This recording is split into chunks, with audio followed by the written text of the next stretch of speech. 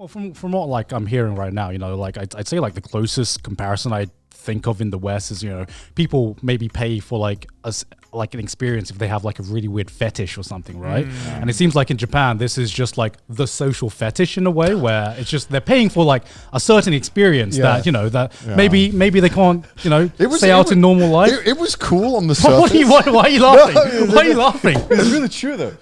What's so funny about it? I'm just speaking facts, right? He just realized that he worked for a social fetish. No, I think that's what he realized. No, I realized that I'm rubbing my own fetish too at the same time. Yeah. It's an ego stroke, right? It's not like I don't enjoy it. No, bro. Is there a bigger ego stroke than being paid to like have people talk like? Exactly. People pamper you. Come on, exactly. But like, my general impression of it when I left, I was like, because you have all this fucking anime all around host club, and you hear about host clubs. Oh, this so cool. These people, and you think this is kind of like cool, kind of like. When I left there, I was like, fuck, this is depressing as fuck. I'd say like most of the clients there seemed like depressed. Right. Like it was hard. The hosts or where people coming in? Some of the hosts and some of the girls. Where the fuck did you go to, man? They just like, I just felt like they would just describe it like they had like nothing else to do. Like it was, I don't know. For me, it was kind of like, oh God. I'm sure for some girls though that is the case, right? And I think that's why they go to host clubs is because that's the only place where, as you said, like they've been shit on the entire day. Yeah, and they just want someone to make them feel good. And right? they turn up this fucking club and they got to deal with me pointing the camera in their fucking face. I felt so bad. Me being awkward as fuck. Like, Jesus Christ. Yeah, maybe they're only depressed in front of the camera. That might have been. That might have been it. Could have been. Like, cool. The one time I get privacy, this dude is a camera. You disagree with that, or you think it's all like fun? No, I agree with you, bro. Oh, okay. I agree with you. No, because one thing that I have to always remember is the customers that I attract versus the average Joe is very different. Yeah. Right. I guess you're not attracting the same types of people that I was being introduced to. I think none of my customers are miserable fucks. Well, I met one person in that video who could speak English, and she was super chill. She was really cool. Yeah, really, really nice. Maybe they were miserable because they couldn't talk to you. Yeah. But I just saw how they interacted because I was getting like live translations in my ear the whole time, and I was just like watching it, and it was like I was like.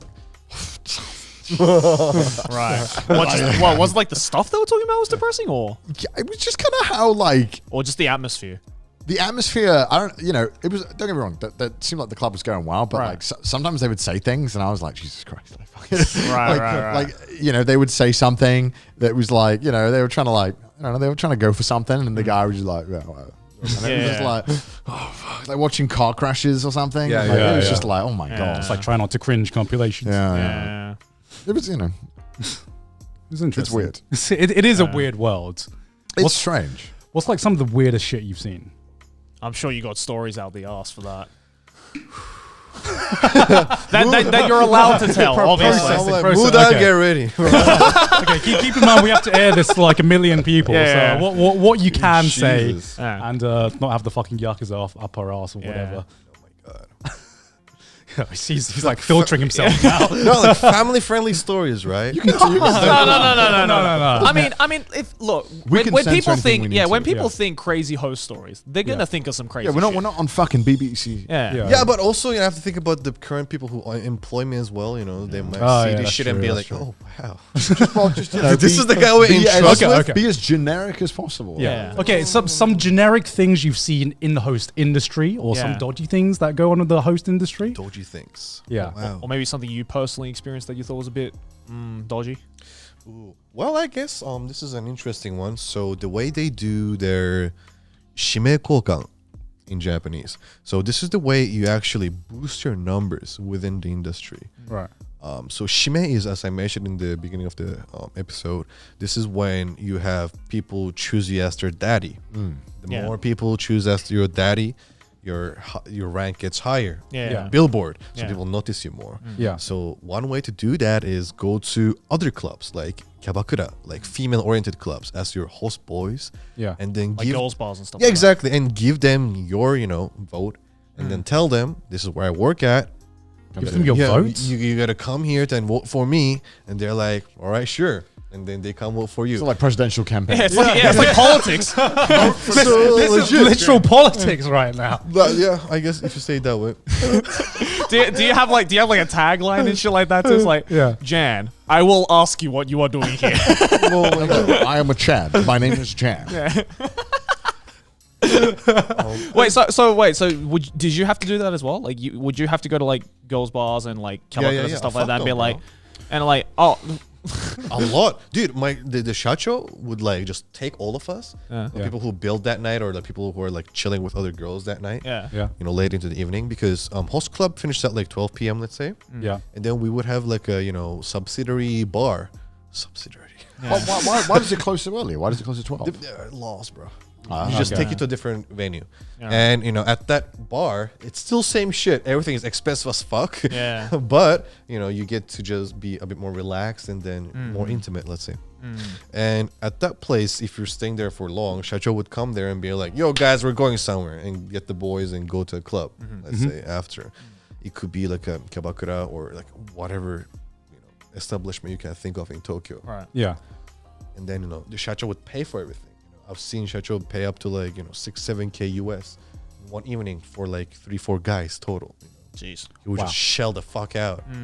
But I suppose like considering the amount of money that hosts make anyway, that's like but the guy doesn't care, bro. He's chilling, man. He's chilling. So you would do that and you would go around and interact with the girls at those establishments. Yeah, supposedly. To basically be like, hey, when you come to my club next time, choose me. Well, not when, but like you're coming next week, right? It's not a suggestion. It's more like it's a command. It's more like このボトル開けるから来週来てね. Right. I'm popping this bottle for you today. So you're coming next week Tuesday, right? What happens if they don't come? Yeah. I mean, nothing. It's not like I'm going to call the Turkish taxi. It's like, if you don't vote for me, I got a lot of taxi drivers on the line. We're on the plane right now, Jam. We're coming. And they're not Japanese. See, that's not what's going to happen. But, if you know anything about Japan,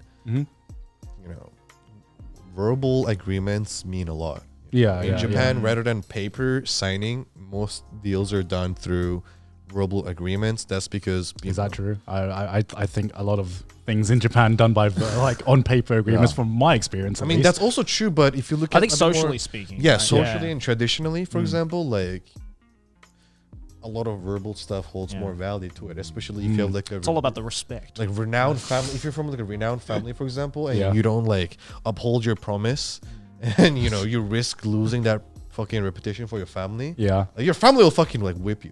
Yeah, but I mean that was back in the day, right? Not even now, bro. Even now, there's a lot of big families, right? Still to this day, like a lot of people who want to respect their like lineage. Yeah. I mean, not that many anymore, but depending on like for example, if you look at like really family-owned businesses, that's how it functions. Right. Like for example, the people who make like fudepeng. Choreography? How do you the calligraphy? Calligraphy pens brushes, made out of like fucking rare whatever the fuck hide of or whatever the fuck. You really know your shit, Jan. I don't know. I'm just saying Jan describing a girl versus Jan describing a pen. Yo, she was elegant, moved all of her muscles, made me melt, and I saw this fucking pen that was made out of the hair of whatever the fuck animal, whatever. So anyhow, imagine you're like the supplier of this hide for this pen, and then you're dealing with the people who make like the holding part, the wooden, shit. You don't make fucking wooden paper contracts. You make verbal contracts. Why? Because your relationship date back to like 150 years. Right. That's what I'm talking about. But I mean, is that the same as making a verbal agreement at a girls' bar? For you to come to the next... Now that you mention it! For them to come the next day, right? Like, I don't think there's many girls in a kyabakura who are like, oh, fuck, well, I better go to this club. I don't want my family on my ass. A part of it does translate, though. Right. What I mean by that... I'm sure it does, but not to the same capacity. No, not the same capacity, not in the same like respect values, but in terms of like, if you're like a, renowned person in your bar and then you make a promise and you don't, protect that or like, make that come true, other people are going to see you as some lying bastard. Right. So you just get outed from the industry then, I guess. Well, not outed, but, like... I guess bad rumors will spread. Yeah. Yeah, like... Who is she to make promises? Right. I guess, because it's such a small industry, right? Like, everybody knows each other. Yeah, word gets around. Yeah, exactly. Like, I was sucking Roland's dick the entire time, but... Literally or figuratively? Fuck! Doesn't matter, bro. Maybe he's a JoJo fan. So anyhow, I know a few people who have, fucking had fun with him, drank with him in the past. Mm-hmm. So if I really, really, really wanted to, I could still get a message across to him. Right. Like I could reach out to his fucking SNS message saying some dude called John saying this to him. I could make it happen. Right. That's how close contact this entire industry is. Doesn't matter if you're like, the most renowned hosto or. Sounds like Turkish taxi drivers to me. Now that you mention it, bro. Shit. What should I do? Fly out my homies? Like, establish my own network? Bro. All the hosts are Turkish taxi drivers. Dude, honestly, like, where do people talk? You know, Yeah. Host club. Like, how much shit does Jan know after all of his clients? You know, fucking. I'm curious about how you mentioned your club and you mentioned there's other famous ones. Yes, sir. Is there? So first of all, how long have clubs been around? Two, host clubs, sorry, in Japan. And two, what's the difference between like the older ones and the new ones? How long have they been around? That's your first question, right? Yeah. Like as a subculture. Yeah. Dozens of years, bro. Thousands of years. No, Dozens. dozens of Dozens. years. Thousands. I was like, bro, A while. No, like shit. A while, man. A while. Host club culture has been around for a while, but when it started popping off, I would say in like the last 15 years. Right. That's when it started. It seems like a really new thing. Yeah, I mean, looking at it from the surface. to a certain degree. well, I think Japan has become more lonely over technology and. Well, when is their like birth rate? When did their birth rate start declining? Right. About 10, 15 years ago. That didn't make sense. That makes sense. What's up?